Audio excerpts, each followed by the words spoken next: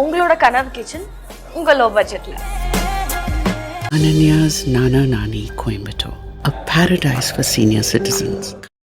இப்போது புதிய அறிமுகம் ஆச்சி ஹோட்டல் சாம்பார் 50 கிராம் ரூபாய் 20 மட்டுமே.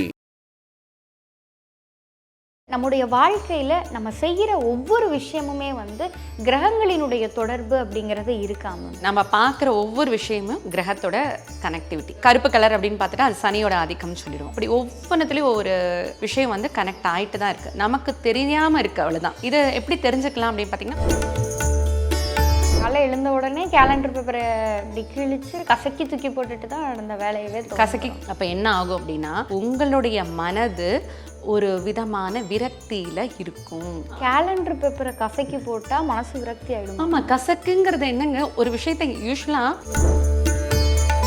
எந்த ஒரு பேப்பரையுமே கிழிக்கிறது நல்லது இல்லைங்க. அது புதனுடைய காரகத்துவமாக ஆகிடும். பேப்பரை கிழிச்சாலே புதன் செவ்வாய் காரகத்துவம், படிப்பு தடைப்படும். மாத நாட்காட்டியில் பார்த்தீங்கன்னா, இந்த மாதம் முடியுதுன்னா அடுத்த மாதம் கரெக்டாக 1ஆம் தேதி நீங்கள் மாற்றி வச்சிடணும். மாற்றி வைக்கலன்னா ஊதிய குறைபாடு அந்த வீட்டில் அந்த தலைவனுக்கு வரும். மந்த்லி கேலண்டர் இருக்குல்ல மேம், அதை வச்சு நோட்டுக்கு அட்டை போட்டாலாம் எதுவும் இருக்காம? முடிஞ்ச வரைக்கும் அவாய்ட் பண்ணுங்க. ஏன்னா அது பழசு, பாஸ்ட். செருப்பு சைஸ் கரெக்டாக இருக்கணும். அதே போல் நம்ம காசை மிச்சப்படுத்துகிறோன்னு சொல்லிட்டு தேய தேய அந்த செப்பலை போட்டுக்கக்கூடாது. நகம் கொஞ்சம் வளர்கிற மாதிரி இருந்ததுன்னா நெயில் கட்டர் வச்சு கட் பண்ணிவிட்டு அதை எப்படி அப்புறப்படுத்தணுமோ வெளியில் கொண்டு போய் போடணும். ஏதாவது வாஷ் பேசினில் போட்டு ட்ரைனேஜ் பண்ணுற மாதிரி இருந்து அதை ஃப்ளஷ் அவுட் பண்ணி விட்டுறணும். அப்படி தான் பண்ணணுமே தவிர, நான் சொன்ன எல்லாருக்கும் கொஞ்சம் கோபம் கூட வரலாம், இருந்தாலும் சொல்லி ஆகணும். ஐபிசி பக்தி நேயர்கள் அனைவருக்கும் அன்பு வணக்கம் மேம். வணக்கம். ஐபிசி பக்தி நேயர்களுக்கு வணக்கம். காவியா உங்களுக்கு வணக்கம் மேம். இப்போ நம்முடைய வாழ்க்கையில் நம்ம செய்கிற ஒவ்வொரு விஷயமுமே கிரகங்களினுடைய தொடர்பு அப்படிங்கிறது இருக்காம? நிச்சயமா. நம்ம இங்கே இருக்கிறதே கிரகங்களுடைய வீச்சினால மட்டும்தான். அதிர்வலைகளை வாங்கி நம்ம இருக்கோம். அதீதமாக இருக்கா கம்மியாக இருக்கான்னு நம்ம ஜாதகம் காட்டி கொடுத்துரும். இப்போ காலைல எந்திரிக்கிறோம் அப்படின்னு சொல்லி சொன்னால் அந்த எந்திரிச்சு நைட்டு தூங்குற வரையும் ஒரு நாள் பொழுதுல நம்ம நிறைய விஷயங்கள் செய்கிறோம் மேம். அப்போ நம்ம செய்கிற விஷயங்கள் எல்லாம் சரியா இருக்கா தப்பா இருக்கா அப்படிங்கிறத எப்படி கண்டுபிடிக்கணும் மேம்? நம்ம பார்க்குற ஒவ்வொரு விஷயமும் கிரகத்தோட கனெக்டிவிட்டி. இப்போ பார்த்தீங்கன்னா, ஒரு கருப்பு கலர் அப்படின்னு பார்த்துட்டா அது சனியோட ஆதிக்கம்னு சொல்லிடுவோம். துணிமணிகள்னு பார்த்தா அது சுக்கிரனோட ஆதிக்கம். இப்படி ஒவ்வொன்றத்துலேயும் ஒரு விஷயம் கனெக்ட் ஆகிட்டு தான் இருக்குது, நமக்கு தெரியாமல் இருக்குது, அவ்வளோதான்.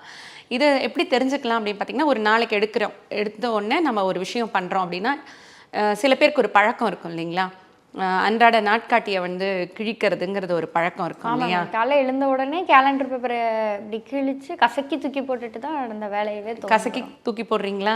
அப்போ என்ன தெரியுமா ஆகுதுங்க, இப்போ மாத நாட்காட்டிக்கு ஒரு கிரக காரகத்துவமும் டெய்லி ஷீட்னு சொல்லக்கூடிய நாட்காட்டி, தின நாட்காட்டிக்கு ஒரு காரகத்துவமும் இருக்குது. தின நாட்காட்டி அப்படின்னு பார்த்தீங்கன்னா அது சந்திரனோட ஆதிக்கம். தினம் ஒரு சந்திரன் ஒரு நட்சத்திரத்துலேருந்து இன்னொரு நட்சத்திரத்துக்கு பயணிக்கிறதுன்னு சொல்கிறோம் இல்லையா. இப்போ தின நாட்காட்டியை எடுத்து படிக்கிறீங்க, பார்த்துட்டு இன்றைக்கி வேண்டாம் நேத்தியோட பாஸ்ட்டை கசக்கி போடுறீங்களா? அப்போ என்ன ஆகும் அப்படின்னா, உங்களுடைய மனது ஒரு விதமான விரக்தியில் இருக்கும். கேலண்டர் பேப்பரை கசக்கி போட்டால் மனசு விரக்தி ஆகிடும். ஆமாம், கசக்குங்கிறது என்னங்க, ஒரு விஷயத்தை யூஸ்வலாக ஒரு சாத்விக குணமாக இருக்கிறவங்க, ஒரு அமைதி குணத்தோடு இருக்கிறவங்க, அப்படி இருக்கிறவங்க கசக்கி போட மாட்டாங்க, எடுத்து அப்புறப்படுத்திடுவாங்க. கிழிச்சி ஒரு இடத்துல பக்குவமாக கொண்டு போய் அதை எங்கே சேர்க்கணுமோ சேர்த்துருவாங்க. கசக்கிறதுங்கிறது எப்படிங்க, நம்ம உங்கள் மனசில் ஒரு விஷயம் அதை பிரதிபலிக்கிறது தான் உங்களுடைய நடவடிக்கை. மேம், எனக்கு ஒரே ஒரு சந்தேகம் மேம். இப்போ நான்லாம் கேலண்டர் பேப்பரை கிழிக்க மறந்துட்டா 10 நாள் 15 நாளை சேர்த்து வச்சு ஒரே நாளில் கிழிச்சு கசக்கி தூக்கி போடுறோம். கிழிச்சி கசக்காதீங்க, அப்படியே கொண்டு போய் அப்புறப்படுத்திடுங்க. ஏன்னா உங்களுடைய சந்திரன்கிறது மனோகாரகன், உடல்காரகன். நான் ஒவ்வொரு சில இதில் பதிவுகள்லாம் பதிஞ்சிட்டு வராது, நமக்கு எல்லாருக்கும் தெரிஞ்சது அதுதான். அப்போது மனோகாரகன் அப்படின்னா நம்மளுடைய மைண்டு தான் ரிஃப்ளெக்ட் ஆகுறது நம்மளுடைய செயலையே. அப்போது அந்த ஒரு விஷயத்தை நீங்கள் தவிர்த்திடணும். நம்ம ஒரு மனசு உடல் இது மாதிரி கசக்கிற ஒரு விஷயம் என்ன ஆகுனா, மனசு ஏதோ ஒரு விஷயத்தில் ஒரு கசந்து போகுது, அன்னைக்கு ஏதோ ஒரு விஷயத்த நீங்கள் உள்வாங்கிறதுக்கு ரெடி ஆகிட்டீங்கிறத சிம்டமாக காட்டுது. மேம் அப்போ கசக்கி போடாமல் அந்த பேப்பரை என்ன மேம் பண்ணணும்? அது வந்து அப்படியே அப்புறப்படுத்திடலாம். இல்லைன்னா என்ன பண்ணலாம், ஒரு ரப்பர் பேண்ட் போட்டுட்டு அப்படியே ஒரு ஃபுல்லாக சேர்த்துட்டு அது இயர் எண்டுன்னு சொல்லுவோம் இல்லையா, வருடக்கணக்கில் அதை எடுத்ததுக்கப்புறம் எடுத்து ஓடுற தண்ணியில் விட்டுடலாம். ஏதாவது எப்படி அப்புறப்படுத்தணும் அது பாந்தமாக பண்ணணுமே தவிர அதை வந்து எடுத்து கசக்கி போடக்கூடாது. எந்த ஒரு பேப்பரையுமே கிழிக்கிறது நல்லது இல்லைங்க, அது புதனுடைய காரகத்துவமாக ஆகிடும். பேப்பரை கிழிச்சாலே புதன் செவ்வாய் காரகத்துவம், படிப்பு தடைப்படும். இப்போ படிக்கிற மாணவர்கள் நோட்டில் இருந்து பேப்பரை கிழிக்கவே கூடாது, அது பண்ணவே கூடாது. பண்ணால் இந்த விஷயத்த நிச்சயமாக அவங்களுடைய படிப்பில் ஒரு சின்ன சுணக்கம் கட்டாயம் வரும். சரிங்களா? இப்போ நம்ம வந்து நாட்காட்டி, தினசரி நாட்காட்டி பார்த்துட்டோம். இதே தான் வந்து மாத நாட்காட்டி. மாத நாட்காட்டின்னு பார்த்தீங்கன்னா சூரியனுடைய ஆதிக்கம். ஒரு மாதத்துக்கு ஒரு ராசியை வந்து அடுத்த ராசிக்கு பயணிக்கிறதா நம்ம வந்து ஜோதிட சாஸ்திரத்தில் சொல்கிறோம். அப்போ மாத நாட்காட்டியில் எழுதுறது, கிறுக்கிறது, ஸ்கிரிபிள் பண்ணுறேன்னு சொல்கிறோம்ல, அந்த கிறுக்கிறது, அப்படி ஒரு குறிப்பு எடுத்துகிட்டு அதை அப்படியே கிழிச்சு போடுறது, இது எல்லாமே தவறான செயல். அதே போல் பார்த்திங்கன்னா மாத நாட்காட்டியில் பார்த்திங்கன்னா இந்த மாதம் முடியுதுன்னா அடுத்த மாதம் கரெக்டாக 1ஆம் தேதி நீங்கள் வந்து மாற்றி வச்சிடணும். மாற்றி வைக்கலைன்னா ஊதிய குறைபாடு அந்த வீட்டில் அந்த தலைவனுக்கு வரும். கேலண்டர் ஷீட்டு மாற்றலைன்னா சம்பளம் கண்டிப்பாக சம்பளம் டிலேவாக வரும். கிழிச்சு போட்டிங்கன்னா அந்த சம்பள குறைபாடு கட்டாயம் உண்டு. அதே போல் பார்த்தீங்கன்னா அந்த சூரியன் காரகத்துவம்னா அந்த வீட்டில் தலைவன் சொல்லுவாங்க, அப்பாவை சொல்லுவாங்க, இல்லைன்னா மூத்த மகன் சொல்லுவாங்க. அவங்களுக்கு ஏதாவது சின்ன சின்ன உடல் பிரச்சனைகள் வரக்கூடும். கிழிக்கிறவங்களுக்கு ஆத்ம பலம் குறையும். இவ்வளோ விஷயங்கள் இருக்குது. அதனால் செய்யக்கூடிய விஷயங்கள் ஒவ்வொன்றத்துலேயும் தாக்கங்கள் நமக்கு வந்து நம்மளுடைய மனதை வைத்து ஒரு விஷயத்தை செய்கிறோம். அந்த மனசுக்கும் உடலுக்கும் உள்ள ஒரு கனெக்டிவிட்டி நம்மளுடைய ஒவ்வொரு செயல்லையும் இருக்குது. அதில் ஒவ்வொன்றையும் பார்த்து செய்யணும். மேம் இந்த மந்த்லி கேலண்டர் இருக்குல்ல மேம், அதை வச்சு நோட்டுக்கு அட்டை போட்டாலாம் எதுவும் இருக்கா மேம்? முடிஞ்ச வரைக்கும் அவாய்ட் பண்ணுங்கள். ஏன்னா அது பழசு, பாஸ்ட்டை வச்சு நீங்கள் ஒரு விஷயத்தை வந்து கவர் பண்ணுறீங்கன்னா அப்போ நீங்கள் பாஸ்ட்லேயே தான் இருக்கீங்கன்னு அர்த்தம். இப்போ நம்ம வந்து ஒரு மேனிஃபெஸ்டேஷன் சொல்லி ஒரு விஷயத்தை நம்ம பார்த்துட்ருக்கோம், செயலாக்கம். ஒரு விஷயம் செயலாக்கணும் அப்படின்னா நீங்கள் ப்ரெசென்ட்டில் வாழணும். அப்போ பாஸ் சம்மந்தப்பட்ட எந்த விஷயத்தையுமே நம்ம சுமந்துக்கிட்டே சுமந்துட்டு இருக்கக்கூடாது, நினைவாலும் சுமந்துட்டு இருக்கக்கூடாது அதிகமாக. அப்போ பண்ணிகிட்டே இருந்ததுன்னா நீங்கள் இந்த நிமிஷத்தில் வாழாமல் இருக்கிற ஒரு ஹாப்பினஸ் இருக்காது. ஃப்யூச்சரை பற்றி ஒரு டென்ஷன் இருக்கக்கூடாது. பாஸ்ட்டை பற்றின ஒரு பயமும் கலக்கமும் சோகமும் இருக்கக்கூடாது. எப்பயும் நிகழ்காலத்தில் இருக்கக்கூடிய ஒரு சந்தோஷமான மனநிலையில் இருந்தோனாலே நம்ம வாழ்க்கையில் எப்பயுமே ஒரு கலர்ஃபுல்லாக இருக்கும். மேம் இப்போ வந்து டெய்லி கேலண்டர், மந்த்லி கேலண்டர், இதில் இந்த விஷயங்கள் எல்லாம் தயவு செஞ்சு பண்ணிடாதீங்க அப்படின்றத சொன்னீங்க. இதே மாதிரி வேறு ஏதாவது விஷயங்கள் இருக்கா மேம் இதெல்லாம் பண்ணக்கூடாது அப்படின்னு சொல்லி? இதே போல் தான் நம்ம பார்க்கும்போது செப்பல் விஷயத்தை நான் வந்து நிறைய பேருக்கு ரொம்ப வருஷமாக சொல்லிட்டு வர்றது, என்னுடைய கிளைண்ட்ஸ்க்கு, என்னுடைய மாணவர்களுக்கெல்லாம். என்ன அப்படின்னு பார்த்தீங்கன்னா, செப்பல்னாலே சனி காரகத்துவம், சனி தொழில் காரகன். இப்போது ஒரு தொழில் உத்தியோகம் ஒருத்தருக்கு சாட்டிஸ்ஃபைடாக இருந்தால் தான் அவங்களுக்கு அந்த லைஃபே நல்லா இருக்கும். கண்டிப்பாக திணிக்கப்பட்ட ஜாபாக இருக்கக்கூடாது அப்படின்னா கேது இருக்கக்கூடாது. அப்போது செப்பலை வந்து பார்த்து வாங்கணும். சிறிய சைஸாக வாங்கக்கூடாது, பரவாயில்ல அட்ஜஸ்ட் பண்ணுறேன்லாம் வாங்கக்கூடாது. சின்னதாக இருந்ததுன்னா அது கேது. சைஸை விட பெருசு, உங்கள் கால் சைஸை விட பெரிய செப்பலாக வாங்கினீங்கன்னா அது வந்து ராகு. எவ்வளோ உழைத்தாலும் உங்களுக்கு அங்கீகாரம் கிடைக்காது. செருப்பு சைஸ் கரெக்டாக இருக்கணும். அதே போல் நம்ம காசை மிச்சப்படுத்துகிறோன்னு சொல்லிட்டு தேய அந்த செப்பலை போட்டுக்கக்கூடாது. தேய ஆரம்பிச்சிருச்சுனாலே உங்களுக்கு வந்து அங்கே வந்து ஒரு குறைபாடு வந்துடும் நம்மளுடைய தொழில் மற்றும் நம்ம உத்தியோகத்தில். நம்முடைய வாழ்க்கையும் அதுக்கு தகுந்த மாதிரி கண்டிப்பாக நம்ம பயணம், சந்திரன் குறிக்கக்கூடியது எல்லாமே வந்து ஒவ்வொன்றுத்துக்கும் கனெக்டிவிட்டி இருக்குது. அதனால் செப்பல் மட்டும் ரொம்ப கரெக்டாக வாங்கணும். பார்த்தோன்னே பிடிக்கணும். நம்ம காலை பார்த்தாலே ஒருத்தவங்களுக்கு நல்லா இருக்குல்ல அப்படின்னு தெரியணும். அது வந்து சுக்கிரனோட ஆதிக்கம். சுக்கிரன் சனி அப்படின்னாலே ஒரு லக்ஷ்மி கடாட்சம், நல்ல ஒரு குறைவில்லாத ஒரு செல்வம் கிடைக்கக்கூடியது, நல்ல நிறைவான செல்வம் கிடைக்கக்கூடியதாக இருக்கும். அதே போல் பார்த்தீங்கன்னா அதீதமாக நிறைய செப்பலை வாங்கி அடுக்கி வைக்கக்கூடாது. அதுவும் ராகு காரகத்துவத்துக்கு வந்துடும். ஆனால் நிறைய பேர் வச்சுருக்காங்களே மேம், பார்க்குறப்பெல்லாம் போகிறப்ப ஷாப்பிங் போகிறப்ப அதெல்லாம் கொஞ்சம் அவாய்ட் பண்ணலாம். ஏன்னா ஒரு அங்கீகாரம் கிடைக்காது. சீக்கிரமாக மற்றவங்களோட எனர்ஜியை அட்ராக்ட் பண்ணக்கூடிய சனி ராகு சேர்க்கைனாலே ஒரு எப்படின்னாக்கா அதீதமான ஒரு விஷயமும் இருக்கக்கூடாது, கம்மியாகவும் இருக்கக்கூடாது, நியூட்ரலாக இருக்கிறது தான் நல்லது. அதனால் கரெக்டாக வாங்கணும். 1 2 இருக்கலாம், அதுக்கு மேற்பட்டதாக வாங்கினா அது வந்து தொழிலையும் உத்தியோகத்தையும் பாதிக்கக்கூடியதாக இருக்கும். அதே போல் பிஞ்ச செப்பல் போட்டு போகிறது, பின்னூக்கு போட்டு போடுறது, இதெல்லாமே வந்து சனி செவ்வாயுடைய காரகத்துவம், கடன் சுமையை அதிகரிக்கும். அதனால் முடிஞ்ச வரைக்கும் பழுதுபட்டதுன்னா உடனே வாங்கக்கூடிய ஒரு சூழலை நீங்களே ஏற்படுத்திக்கிறது நல்லது. மேம் இது சொன்னீங்களா மேம், இதே மாதிரி இன்னும் ஏதாவது விஷயங்கள் இருக்கா மேம்?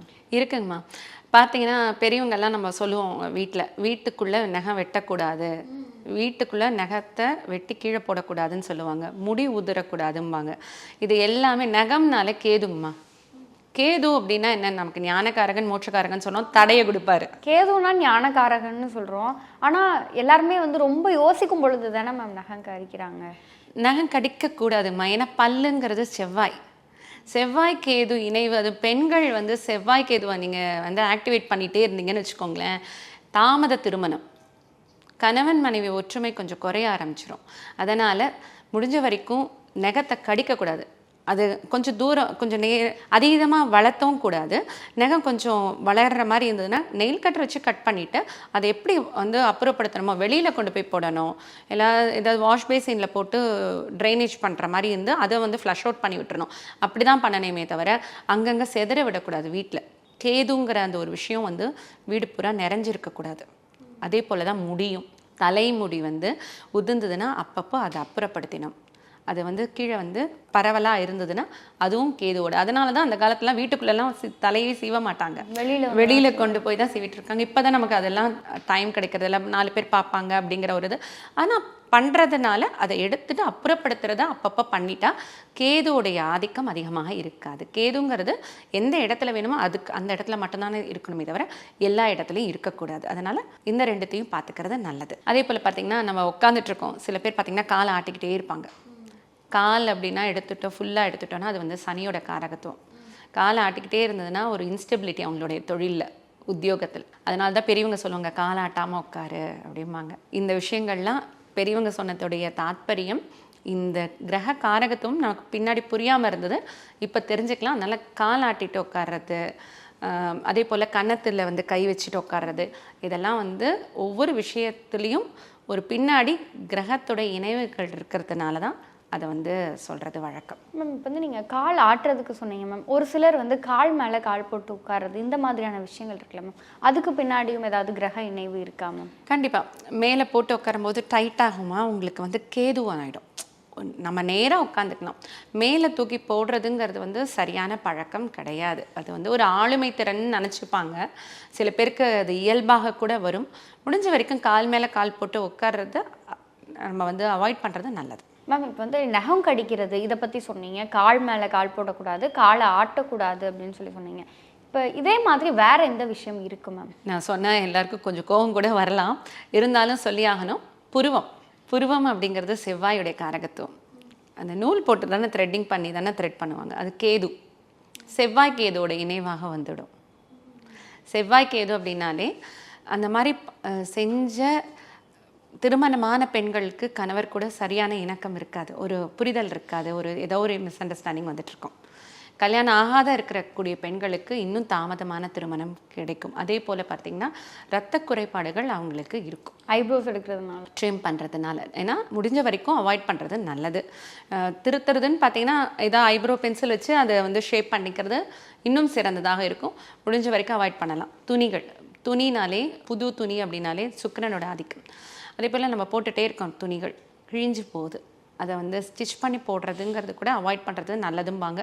பட் முடியாதவங்க போட்டு தான் ஆகணும் அப்படிங்கிற பர்பஸில் போட்டுக்கலாம். ஆனால் இன்னொன்று, இந்த பின் வச்சு போடுறதெல்லாம் போடாமல் இருக்கிறது நல்லது. இது வந்து செவ்வாயுடைய ஆதிக்கத்தை வந்து அதிகப்படுத்தி கொடுக்கும்.